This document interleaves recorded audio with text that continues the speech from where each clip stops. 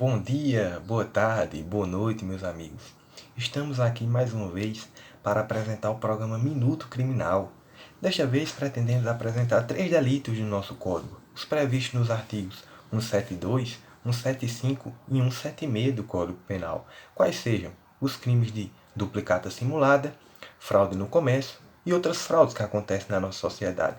Esta apresentação faz parte do programa de estudo da disciplina de Direito Penal 3, orientada pelo professor Adriel Moura, do curso de Direito, quinto período noturno 1, da SES UNITA.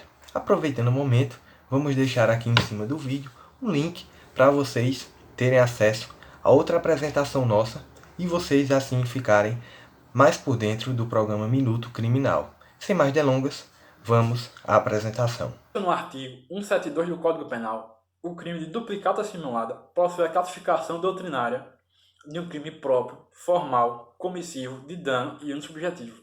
O bem jurídico tutelado é o patrimônio, especialmente as relações econômicas do comércio. Segundo Bittencourt, pretende-se proteger os interesses patrimoniais do sacado ou de quem possa efetuar a operação mercantil com título fraudulento. Em regra, os sujeitos ativos são os diretores, gerentes, administradores de empresas, associações ou sociedades que praticarem ação delituosa, não sendo suficiente a condição de sócio-diretor ou gerente. Não há previsão para responderem pelo crime um endossatário ou avalista, pois sua conduta não se encaixa no ato de emitir. Mas se há o dolo, podem responder como partícipe ou coautores. Considera-se consumado o crime quando é colocado em circulação o título de crédito, não havendo importância se há ou não o dano objetivo ao patrimônio. E por último, como crime unissubjetivo, a doutrina majoritária não aceita a tentativa. Muito bom dia a todos. Sou Gabriel, estudante de Direito da Faculdade ACES UNITA, aqui em Caruaru. Estou aqui em nome de mais um trabalho, representado pelo professor Adriel. Estou aqui para falar um pouco do artigo 172 do Código Penal a respeito da duplicata simulada. Quanto ao seu elemento subjetivo, a gente vai considerar a regra do parágrafo único do artigo 18 do Código Penal, bem como a conduta do agente ao praticar do tipo do artigo 172, então concluindo-se que ele possui uma consciência e uma vontade. Então, só podendo ser praticado por dolo. Então, portanto, a ausência de previsão legal, ela não é possível, não será possível aí praticar tal infração culposamente. Então, quanto à sua modalidade, pode existir dois tipos. Então, pode ter a comissiva e a omissiva. O ato de emitir o título de crédito, a fatura, a nota de venda, demonstram um agir, uma atitude positiva, certo? Por parte do sujeito ativo. Então, configurando-se assim uma modalidade comissiva. Então, por outro lado, a gente vê que, devido ao texto normativo do artigo 172 do Código Penal, não se vislumbra possível a omissão. Então, entretanto, como diz Rogério Grego, ele ressalta que será possível ser configurada a omissão imprópria. Então, se o agente for garantidor, nos termos do artigo 13, parágrafo 2º do Código Penal. Quanto à sua falsificação ou a adulteração na escrituração do livro de registro de duplicatas, conforme o parágrafo único do artigo 172 do Código Penal, vai demonstrar que também é criminosa a conduta de falsificar ou adulterar a escrituração do livro de registro público do registro de duplicatas. Isto é, por ser um livro contábil, certo? Ele vai ser equiparado a um documento público, nos termos do artigo 297 do parágrafo 2º do Código Penal. Destaca-se também que essas condutas significam, respectivamente, anotar informações que não são verídicas nesse livro, ou simplesmente modificar informações que já são existentes, o que traz Rogério Grego também. Então, da ação penal e a competência, a gente vai considerar que a lei penal ela não traz, certo, nenhuma ressalva a respeito do tipo da ação penal Então, pode-se afirmar que o delito, em análise, ele é perseguido mediante uma ação penal pública incondicionada. Então, destaca-se, por fim, que, em função da pena aplicada ao comportamento do caput, bem como o parágrafo único, a competência jurisdicional de tal crime vai ser do juízo criminal comum. Então, além disso, no último ponto, a gente vai ressaltar que será possível, né, a aplicação do acordo de não persecução penal, certo? Então, o que é que vai ter em vista? Vai ter em vista a pena mínima, que ela vai ser inferior a 4 anos. Olá, amigos. Dando continuidade à apresentação, nós vamos falar agora um pouco sobre o delito inscrito no artigo 175 do Código Penal, o crime de fraude no comércio. Contextualizando um pouco esse crime, nós podemos afirmar que ele tende a ocorrer em camelódromos, em comércios, em lojas de pequeno, médio e grande renome. Considerando que ele se encontra presente no título 2 do Código Penal, nós podemos afirmar que ele busca tutelar o patrimônio, ele é um crime contra o patrimônio. Entretanto, em uma interpretação um pouco mais extensiva, nós reputamos que ele também tutela a ordem tributária, econômica e as relações de consumo. Em nossos estudos, nós verificamos um certo dissenso doutrinário no que diz respeito à validade desse artigo do Código Penal. Alguns doutrinadores afirmam que tal delito está tacitamente avogado por disposições criminais presentes no Código de Defesa do Consumidor. Entretanto, nós partimos da orientação do professor Dimito de Mouros, bem como da Lei Complementar 95 de 98, que basicamente afirmam que somente haverá revogação de uma norma quando a norma revogadora dispuser expressamente, explicitamente, no sentido de revogar aquela norma. Portanto, considerando que o Código de Defesa do Consumidor não fez essa ressalva, reputamos plenamente válida essa norma penal. Passando adiante, é importante falarmos um pouco do tipo penal a fim de esclarecer a nossa análise. Artigo 175 do Código Penal. Enganar, no exercício de atividade comercial, o adquirente ou o consumidor. Inciso 1º, vendendo como verdadeira ou perfeita mercadoria falsificada ou deteriorada. Inciso 2º, entregando uma mercadoria por outra. Pena, detenção de 6 meses a 2 anos ou multa. Analisando a conduta, o núcleo do caput, a gente pode ver a palavra enganar. A palavra enganar, ela pressupõe a ilusão, o ludibriamento, né? A fraude, a indução de determinada pessoa em erro. Quando nós verificamos os incisos 1º e 2º desse artigo, vemos mercadoria falsificada, deteriorada, mercadoria entregue por outra. Uma mercadoria falsificada é uma mercadoria que não condiz com a realidade, né? Que não tem qualidades originais. Uma mercadoria deteriorada é uma mercadoria que possui uma avaria, possui defeito interno, externo. E quando uma mercadoria é entregue no lugar de outra, nós verificamos a fraude e a indução de determinada pessoa em erro. Uma vez que aquela pessoa ela acredita estar recebendo determinada mercadoria, quando na realidade está recebendo outra, seja de menor qualidade, maior ou mesmo em relação à quantidade. No que se refere aos sujeitos que podem praticar esse delito, a gente pode chegar à conclusão que somente o comerciante ou o comerciário podem praticar esse delito, eis que somente estes agentes atuam no exercício de atividade economicamente organizada, nos termos do que dispõe o caput de 175, bem como o Código Civil, quando trata do livro de empresa, ao falar do empresário. Portanto, o empresário e os seus prepostos poderão praticar tal crime. No que diz respeito ao sujeito passivo, somente qualquer pessoa, aliás, poderá ser vítima desse crime, inclusive outro comerciante.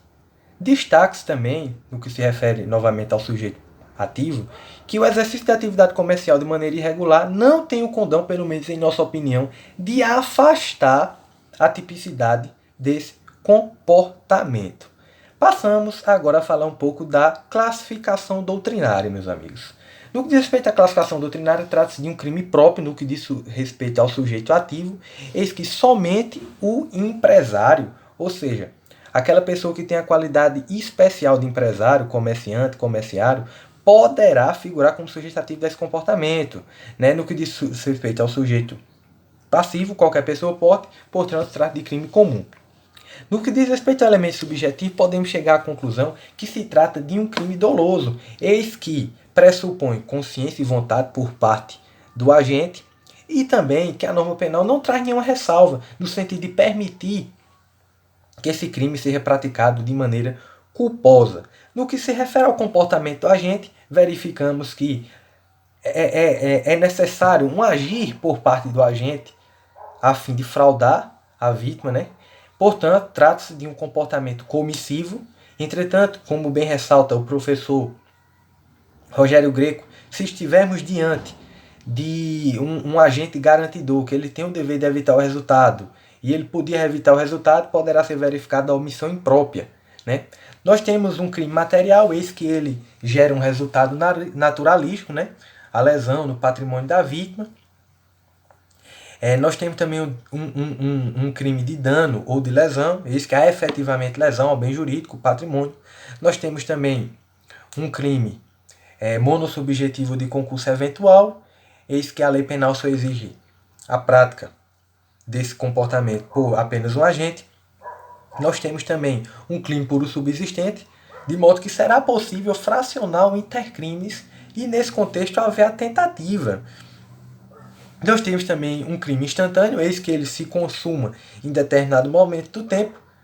Nós temos também um crime de forma livre, eis que a lei penal não faz exigência nenhuma quanto ao modus operandi do comportamento criminoso. Nós temos, por fim, também um crime não transeunte, eis que deixa vestígios, de modo que será possível a utilização do exame pericial para constatar a ocorrência desse crime.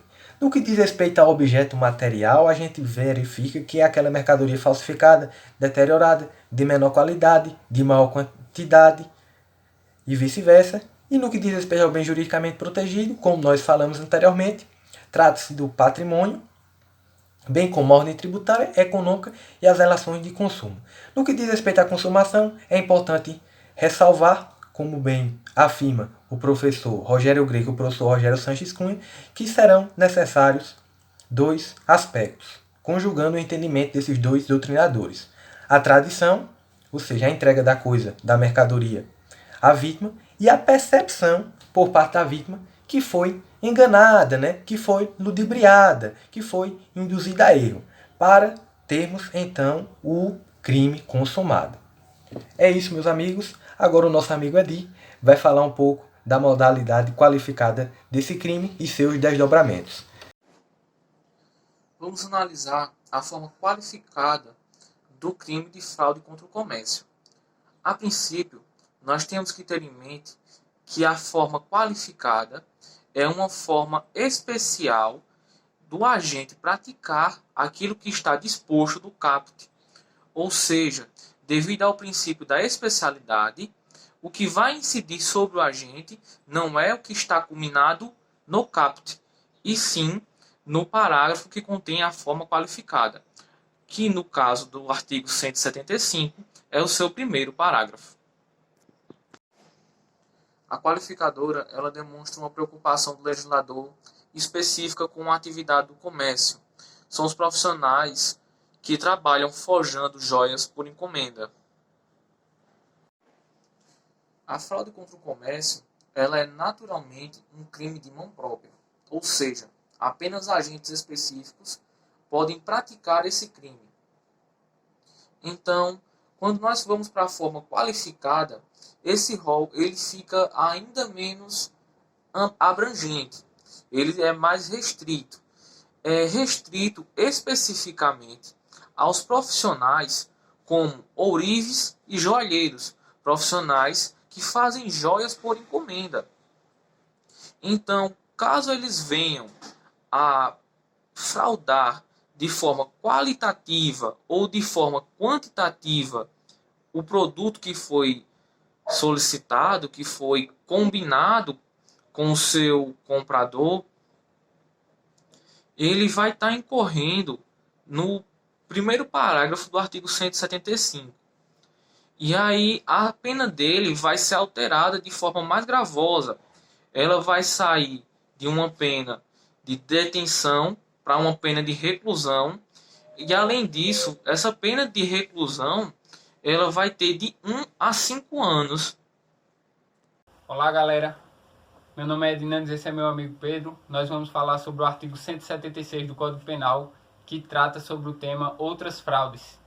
E o artigo dispõe o seguinte: tomar refeição em restaurante, alojar-se em hotel ou utilizar-se de meio de transporte sem dispor de recursos para efetuar o pagamento, que compõe a pena de detenção de 15 dias a 2 meses ou multa. Esse crime ele está disposto no título de crimes contra o patrimônio e é como se fosse um tipo de fraude, porque há outras fraudes dispostas nos artigos anteriores, e essa, em regra, é como se fosse um tipo de fraude privilegiada, pois ela tem um reduzido grau de periculosidade da conduta do agente. E o agente pratica ela através de uma conduta abusiva cometida através da sua insolvabilidade, que é conhecido mais comumente como calote. Ele vai lá e dá um calote.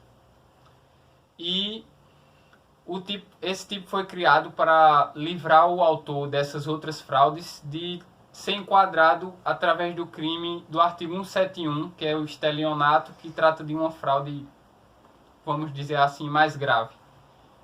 Acerca da classificação doutrinária do crime de outras fraudes do artigo 176, nós temos que é um crime comum, que pode ser, portanto, praticado por qualquer pessoa e pode ser praticado contra qualquer pessoa.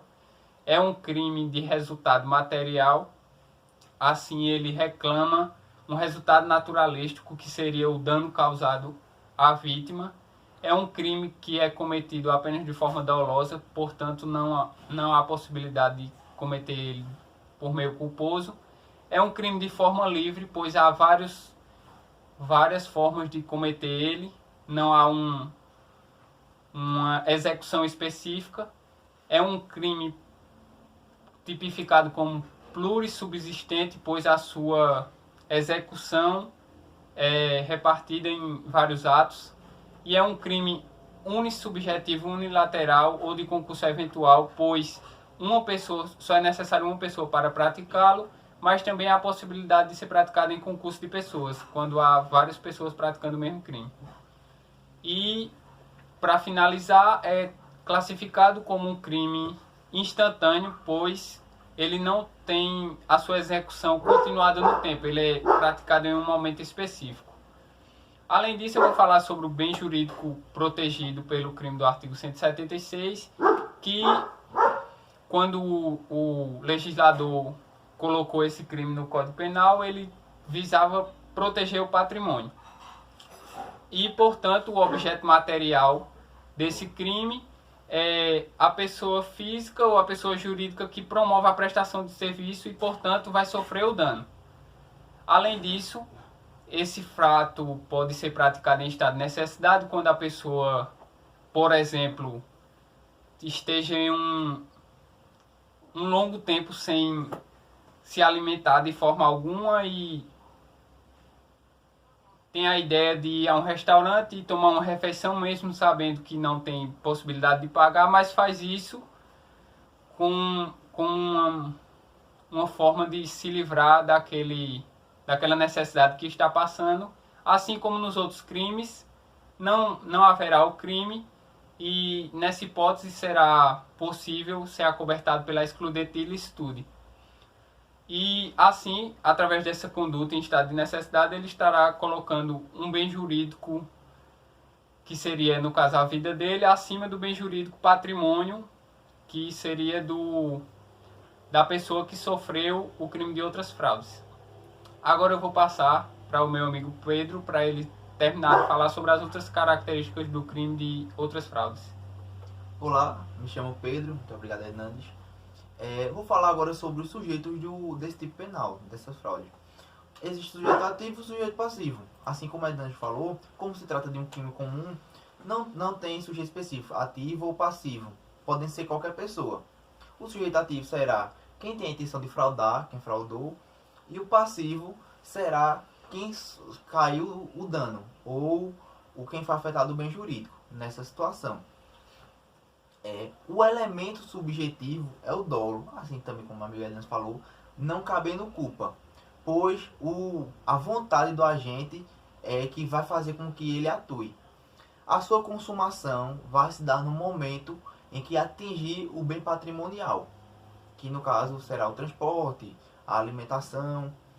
A modalidade tentada é admissível, pois, assim como eu falei, a vontade de fraudar é que vai caracterizar o crime. Porém, é uma situação um pouco difícil de identificar, porque é muito tênue essa linha de tentar fraudar e fraudar.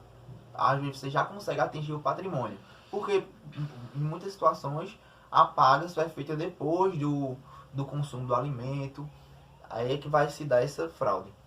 O núcleo do tipo, nesse artigo, nesse delito em si, existem 3 verbos: tomar, alojar-se e utilizar. Tomar, quando se for referente à comida, alimentação. Alojar-se em hospedagens, hotéis.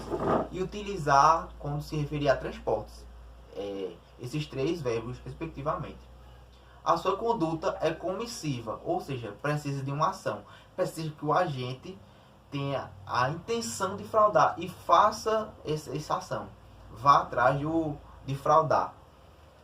A ação penal, nesse tipo, ela necessita ser condicionada. Precisa que o lesado, a vítima, dê ciência ao Ministério Público que quer prosseguir com a ação, que quer indiciar o fraudador. O artigo, esse crime em si, ele não foi abraçado pelo legislativo com perdão judicial.